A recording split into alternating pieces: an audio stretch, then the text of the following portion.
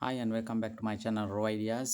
Vietnam යුද්ධය සම්බන්ධයෙන් කතා කරනකොට දැන් වියට්කොං වරුන්ට ඇත්තටම ඒගොල්ලන්ගේ කැලෑබද ප්‍රදේශය ඒගොල්ලන්ට හොඳ හුරුවක් තිබ්බා විශේෂයෙන් මේගොල්ලන්ගේ ප්‍රදේශෙ හින්දා. ඉතින් මේගොල්ලෝ මොකද කරේ ඒගොල්ලන්ගේ වාසියට මේ කැලෑවල් පාවිච්චි කරගත්තා. එහි මේ යන්න හොර රහසේ ඒ කියන්නේ ඒවල තිබිච්ච ගංගා, අඩිපාරවල් ඒ වගේම ඔය ගල් ගුහා වගේ ඒවා ඒගොල්ලෝ පාවිච්චි කළා හොඳට ඇමරිකානු හමුදාවට එරෙහිව යුද සටන් වලදී. ඒ වගේම තමයි මේගොල්ලෝ ඉතින් කැලෑවල් වල යනකොට සටන් කරන්න ලොකුවට කණ්ඩ මේ පොඩි බැඳගෙන යන්නේ නැහැ. ওই කැලෑවල් වල තිබිච්ච පැලෑටි වර්ග කාලා, කෘමිසත්තු කාලා මේගොල්ලෝ ඇත්තටම මේ කැලෑවල් වල සටන් කරේ ඇමරිකානු හමුදාවට එරෙහිව.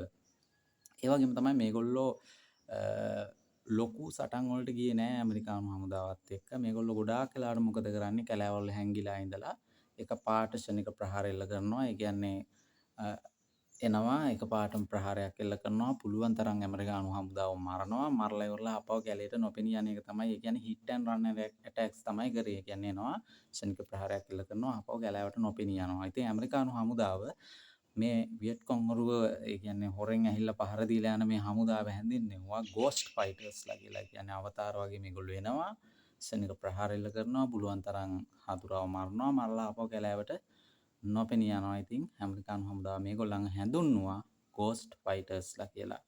Thank you for watching.